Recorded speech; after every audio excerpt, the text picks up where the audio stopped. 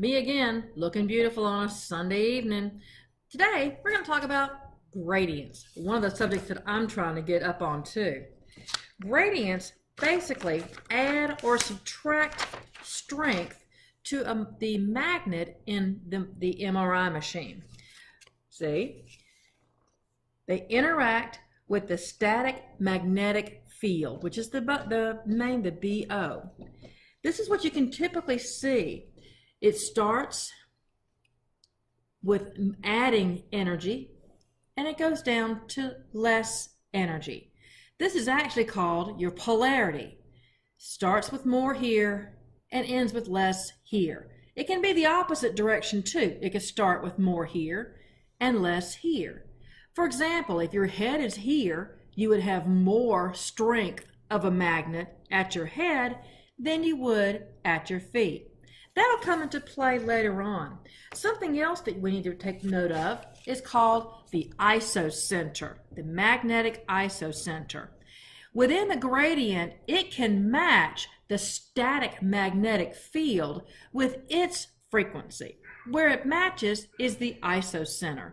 That can come into play later on. But let's talk a little bit about some vocabulary that we're going to be using so you'll be able to understand more about it. First thing is spoilers. Now, it's exactly what it's called. A spoiler dephases in the gradient. When you turn the gradient on, it dephases all the magnetic moments.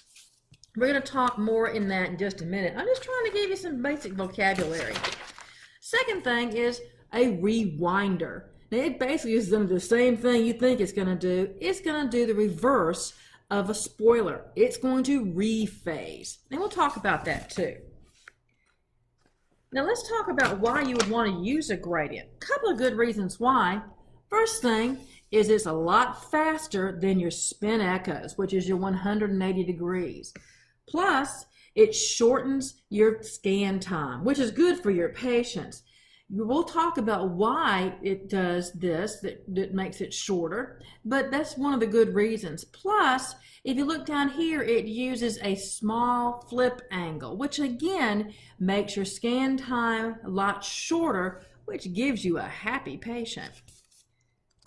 But you can't have good without the bad. Now, what is the bad part about a gradient? You end up with things called susceptibility artifacts. Now, susceptibility artifacts happen when it dephases at an interface of tissue with different precessional frequencies and phase, and that results in a signal loss. Now, examples are people with braces. You end up with this big blob of black right there where the two tissues between the metal in the braces and the tissue interface. Because of their different phase and frequencies, you end up with a mess and you don't have any signal at all. Now let's talk real quick about timing before we get into some artwork. Timing, remember what TR was? Is the repetition time, and TE being the time between the RF pulse and the max frequency, or excuse me, the max signal. Those two things come into play when you're talking about gradients. The reason being is you can manipulate them so you can have the best gradient. Basically, when you're doing a T1 weighted, say that 5 times fast, a T1 weighted graded echo, you want a large flip angle, a short TR, which will actually avoid full recovery. So that's why you want it short. Then you want a short TE. What that does is minimize your T2 star differences, which is what you want to do. So what you're actually doing is you're maximizing your T1. Now, if you're trying to get a T2 star gradient, basically you do the opposite. You would have a long TE, which maximizes your T2 star, and you would have a small flip angle and a long TR, which would minimize your T1. And that way, you're seeing mostly your T2.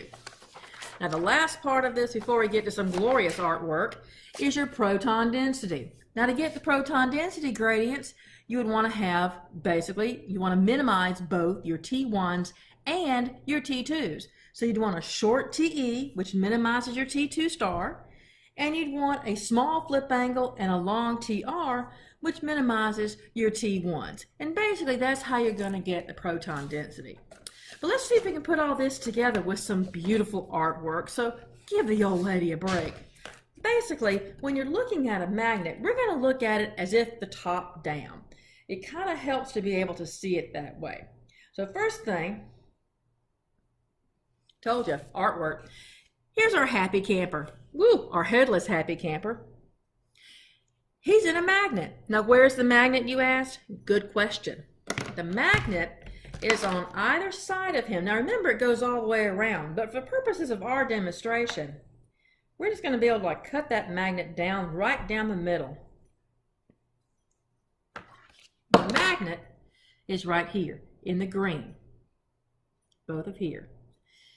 Now what that does, remember we're talking about that isocenter? Well, when you have a magnet, you've got a static magnetic field. So when you first put your patient in here, the precessional frequency of all the hydrogen atoms will match or be affected by the magnetic strength you have of the magnetic field already there. So basically, it's going to be homogeneous. It's all the same kind.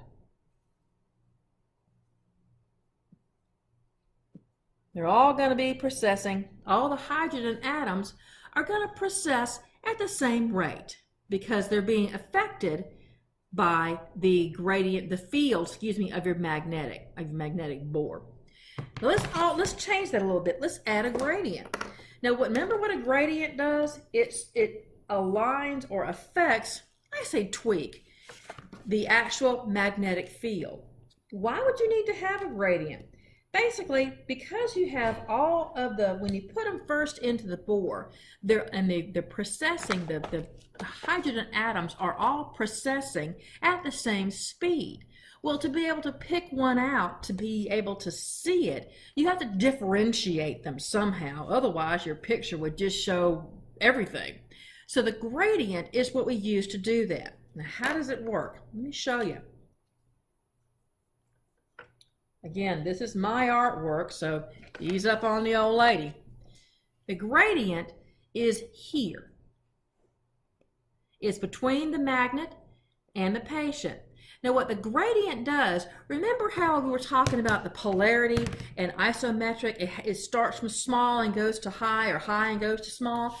What it does is it's adding energy into the strength of the magnet.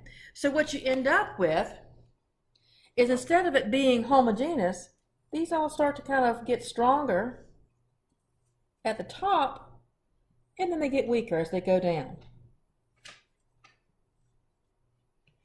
Now, what am I talking about with stronger and weaker? We're talking about the precessional frequencies, because remember, the spin rate is affected by the amount of strength of your magnet. And since we've added strength with our gradients, we're able to precess these particular hydrogen atoms at different rates. Some are spinning faster when you're at the more strength. Some spin slower at the lower strength. In this particular case, the polarity would be this way. Make sense? Now, how does that mean we get a picture? Well, you're going to remember that what we've got now, let's just say, for conversation purposes, that we're going to be looking for this particular slice right there.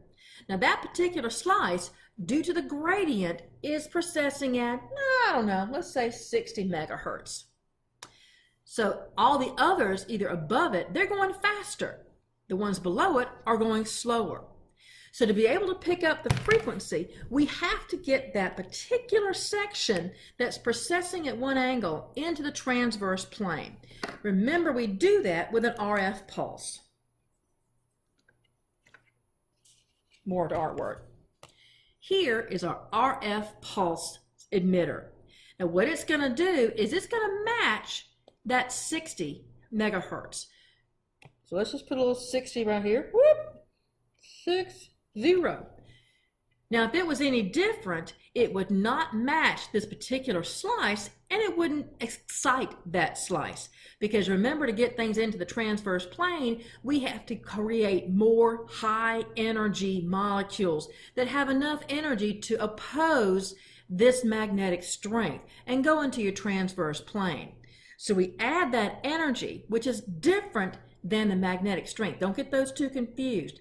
This is just causing strength differences, which causes it to spin at a different rate, the precessional frequency. This causes it to flip into the transverse plane. So we're adding energy. So when it does, it adds energy into this slice, causing it to slide into your transverse plane. When you turn off your gradient, you're going to be getting the signal back. This is your receiver signal. So when we turn off this gradient, you've got your precessional frequency here, the gradient is here. When you turn these off, it's going to relax, it's going to decay. When it does that, we're going to be able to pick up that signal in our receiver coil.